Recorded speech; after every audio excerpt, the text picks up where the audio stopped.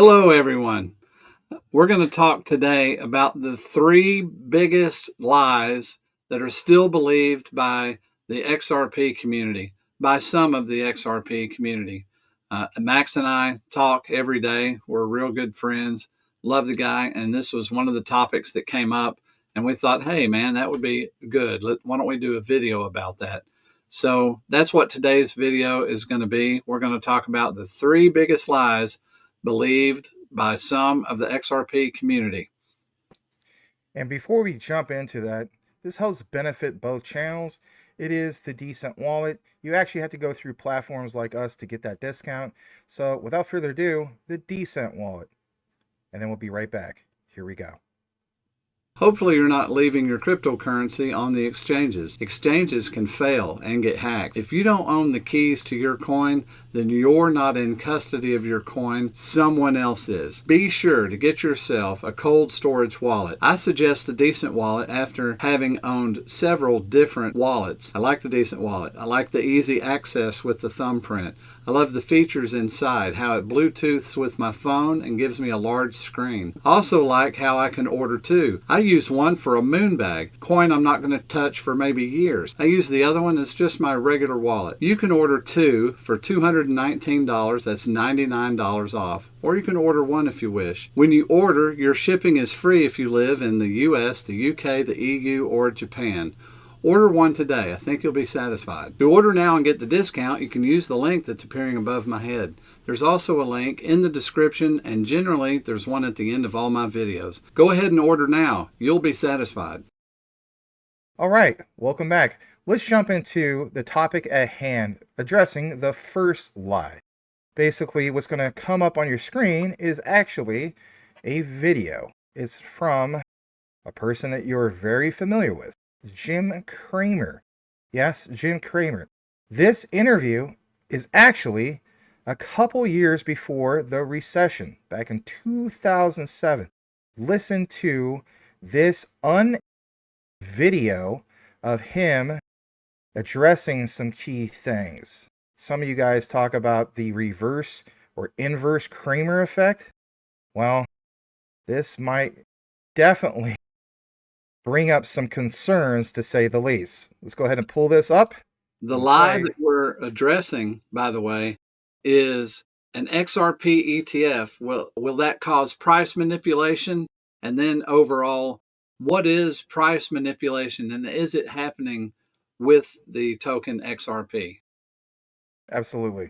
So this is just about roughly 5 minutes, and then we'll get more into the weeds of why we're addressing some of these key things. Here we go. Welcome to Wall Street Confidential. I'm Aaron Task, joined again by Jim Cramer. Jim, welcome. Good to see you. Thanks for being here. There's a lot of economic data out today, but I want to talk about something else first. Again, today we have the misdirection from the futures. The futures pointing to an up market, and as of right now, stocks are down again. Is this just because it's the holiday period that we're seeing this? You know, a lot of times when I was short at my hedge fund and I was positioned short, meaning I needed it down, I would create a level of activity beforehand that could drive the futures. It doesn't take much money. Similarly, if I were long and I would want to make things a little bit rosy, I would go in and take a bunch of stocks and make sure that they're higher, and maybe commit $5 million in capital to do it, and I could affect it. What you're seeing now is it probably is bigger market now. Maybe you need $10 million in capital to knock the stuff down, but it's a fun game. And it's a lucrative game, and you can move it up and then fade it. That's often creates a very negative feel. So let's say you take a longer term view intraday, and you say, listen, I'm going to boost the futures, and then when the real sellers come in, real market comes in, they're going to knock it down. It's going to create a negative view. That's a strategy very worth doing when you're valued on a day-to-day basis. And I would encourage anyone who's in the hedge fund game to do it, because it's legal, right? And it is a very quick way to make money and very satisfying. Well, by the way, no one else in the world would ever admit that, but I can care. That's right, and you can say that here. I can't. I'm not going to say it on TV. Well, on a related note, there's so many more hedge funds today than when you were managing your hedge fund. Right. Do you think that does that exacerbate the moves, or does it make it tougher? Well, you know, the hedge funds are positioned long short, okay, not just long like mutual funds. So it's really vital these next 6 days because of your payday. you've really got to control the market. You can't let it lift. When you get a research in motion, it's really important to use a lot of your firepower to knock that down because it's the fulcrum of the market today. So let's say I were short. What I would do is I would hit a lot of guys with RIM. Now, you can't foment. That's a violation of Foment? Yeah, you can't foment. You can't create yourself an impression that a stock's down. But you do it anyway because the SEC doesn't understand it. So that's the only sense that I would say this is illegal. But a hedge fund that's not up a lot really has to do a lot now to save itself. So this is different from what I was talking about at the beginning where I would be buying the Qs and stuff. Right. This is actually just blatantly illegal. But when you have 6 days and your company may be in doubt because you're down, I think it's really important to foment, if I were one of these guys, foment an impression that research in motion isn't any good because research in motion is the key today. So, you would hit this guy and that guy, and when you would see an offering, when you see a guy who's bidding, you'd wipe out that guy very quickly. And what I used to do was called, if I wanted to go higher, I would take and bid, take and bid, take and bid. And if I wanted to go lower, I'd hit an offer, hit an offer, hit an offer. And I could get a stock like RIM for maybe, that might cost me 15, 20 million, Annie, to knock RIM down. But it would be fabulous because it would beleaguer all the moron longs who are also keying on research in motion. So we're seeing today with RIM. We're seeing that. That's, again, when your company's in a survival mode, it's really important to defeat research in motion and get the Pisanis of the world and the people talking about it as if there's something wrong with RIM.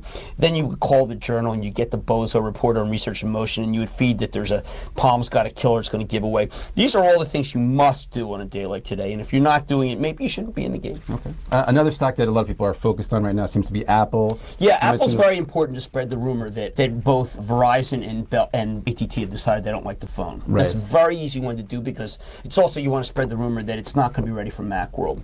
And this is very easy because the people who write about Apple want that story. And you can claim that it's credible because you spoke to someone at Apple because Apple isn't and it doesn't. Right, they're not going to comment. They're not going to say. So it's really an ideal short.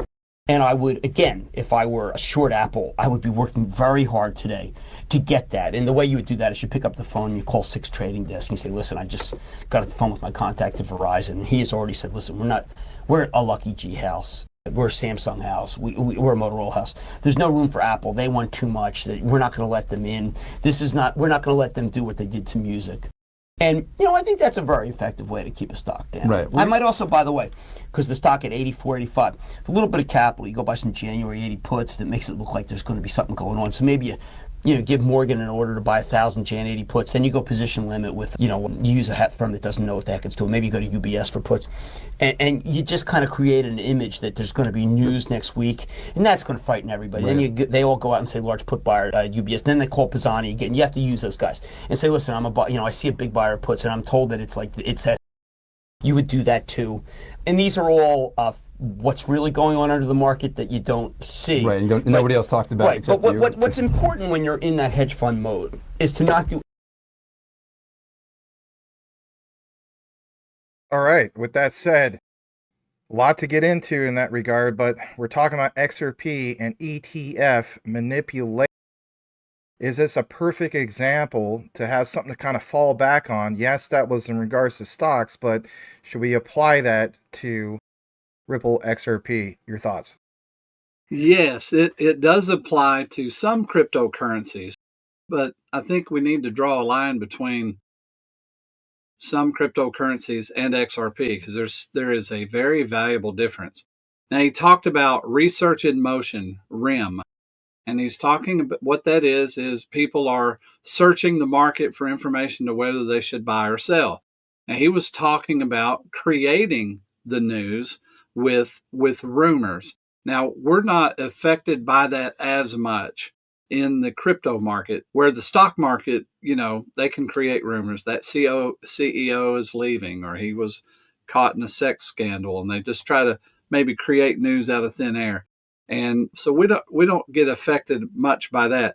But he mentioned the order book being viewed is what he was talking about when he was talking about calls or puts, that he'll spend money on calls or puts. And he said to make it appear as if something was happening. So when you put it together, he's saying, and which he did it, he did it. So what Jim Cramer does, you got that Jim Cramer effect. If he says something, do the opposite. I don't know if he's being paid. I don't want to accuse the man of anything, but he's saying with his own mouth that you can create rumors, or statements, and then you can back it up with order book calls and puts. Now, this is where Bitcoin people were saying, oh, the price is now being manipulated. So that's how it's manipulated. People view the order book and they can see, you can get more sophisticated programming that actually scans the order book and will give you an alert. Hey, there's a whole bunch of sales moving up. As the price is dumping, you got an order here and it's moving up because it's fulfilling those orders. And if you see big giant sales that are put in there from the calls and puts and from fake orders that are put in, then people start dumping it even more. And so, you can fulfill your own prophecy, so to speak. And the same thing with the market going up, looking like giant purchases are coming at certain points. So he's talking about using calls and puts to manipulate the price. Now, the atmosphere for that to work, that means a lot of purchasers and large purchasers especially will be viewing the order book. The very sophisticated investor will be using large amounts of money, looking at the order books. The average person doesn't. They might use charts. They might say, we hit the support level, or it bounces off resistance, and they'll use that as something to maybe then short the stock at a resistance level, or again, they use the support level to end up purchasing. So that's just by looking at charts. But the more sophisticated person or programming might look at the calls and puts that are on an order book and then the large orders that may be placed. Now, here's why I don't believe that'll work for XRP. So with XRP, you'll have banks and institutions which will be buying whale amounts of XRP in order to move money. We're moving $12 billion today. Wouldn't you say that's a whale purchasing $12 billion of XRP? That's definitely a whale. Then you're going to have 12 billion of XRP dumped at the earliest of 3 or 4 seconds later. So these people are not looking at the order book to even care about if the price is going up or down, because they're using it to move money. And because you have that indiscriminate purchaser that will buy it no matter what the rate is, and who's not looking at the order book, you can't manipulate somebody if they don't care about price. They have to care about price in order for the order book to cause them to make a decision. They're not going to be looking at the order book. They're just going to be sending the money. So I don't believe XRP will be manipulated by having an ETF and calls and puts being introduced, futures introduced into the idea of purchasing XRP. And I don't think that rumors matter as much, and research in motion, REM, doesn't matter as much. So for that reason, I would say XRP is not going to be manipulated by calls and puts when ETFs are introduced. I believe it's going to have the opposite effect. It's going to park tons of XRP and give it a use case that is outside the realm of cross-border transactions. It will be removed from the ability for banks and institutions to purchase it, which will reduce the supply they do use, which is definitely a bullish factor. Absolutely is a bullish factor. I can agree more. I've seen other people in the community talk about Wall Street eyeing XRP as it becomes more scarce, and retail, were like more scarce, it still has a big supply. So I think what you're onto definitely has a lot of, points to address, to say the least. So glad to address that. Let's get into the next particular topic in regards to another narrative that we feel, both myself and Will, is a lie. What are we going to reference, well, is this. Is the price on the private ledger different than what's on the public ledger? Now, the one and only David Schwartz, CTO of Ripple, has addressed this in the past, and some of you have seen this. So with that said, we're going to share this. There's a lot of new people who don't know about this. So this comes up on your screen here in just a moment. And basically, this is shared from the J. Nelson Way. Shout out to him. There's other people that shared it as well. And like it says on the screen, could you imagine getting private XRPL pricing on the public ledger soon and overnight perhaps? David Schwartz told us that the price on the public and private XRP ledgers would eventually sink and the price friction removed between them. This is actually sped up, I should say. I apologize. I know some of you guys like it just in regular 1x speed, not sped up, but whatever the case be, listen to the message, don't shoot the messenger. Here we go. XRP be the same in the private ledgers as it is on the public? Yes. The value proposition of XRP is that it has these liquidity pools. It doesn't make sense to isolate stuff. Like there's no place where gold is worth twice as much as it is now, because if there was, people would just bring gold there and they would write and they would buy gold somewhere else and they would sell it there. Unless the only way that you can have the value be very different in two places is if there's a lot of friction. And if there's friction, someone will make a business of removing that friction. So I don't see any realistic scenario where XRP has significantly different value unless something's wrong. So like a good example of a case, there was a time where the value of XRP, they called it the kimchi premium, right? Where the value of XRP in some Asian countries was very high, but that was because there were capital controls, right? That was because things were bad. I think that's a sign that something is not going well. The value proposition of XRP is that you can take it to all of the places, right? If I sell you some gold and you say, hey, this gold can only be used in jewelry, you're like, well, that kind of sucks. I don't want that gold, right? The value proposition of gold is that you have access to the entire value proposition of gold. And so I don't see any scenario in which where it makes sense to snip pieces off, again, unless. Okay, with that said, Will, your thoughts in regards to what David Schwartz brought up and addressing, let's face it, the lie that exists in the community? Yeah, that it's believed because I saw somebody have a video that said, I saw the private ledger and the price was blah, blah, blah. Well, that if he saw something, I believe he saw something. I don't think he's a liar, but I don't believe that he saw what he thinks he saw. But what's cool is he's basically talking about XRP is a fungible token. It's the same token for anybody and for everybody. Now it's relatively the same price. So the AMM is going to solve that problem. So you got a high price for XRP on one exchange and a lower price on the other. Well, where the lower price is, the AMM comes in, finds that out, and starts purchasing, which drives the price up.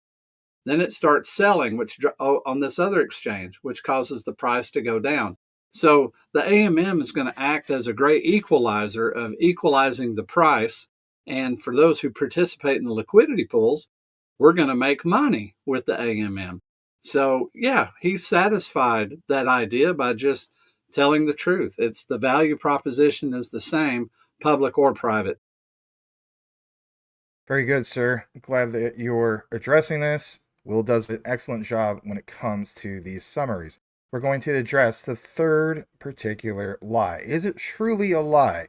And that is basically Stellar Blockchain a true fork of Ripple XRP? Let's pull this up on your screen for just a moment, and we'll get into the weeds of this briefly, not a super deep dive. So even on a basic search, this is where people kind of come up with this narrative that, yep, I'm right. It's a fork. Pump the brakes on that. Look at this for just a moment. We'll zoom in. On a basic search, it says, is Stellar Blockchain fork of Ripple XRP? People see this on Google and they're like, yep, Google says it, but it's the interpretation. It says, from Google, the Stellar Blockchain is considered a fork of the Ripple XRP codebase. Emphasis, everybody, the codebase, as it was created by Jed McCaleb. Now, I'll zoom in on myself for just a brief moment. I want to address this.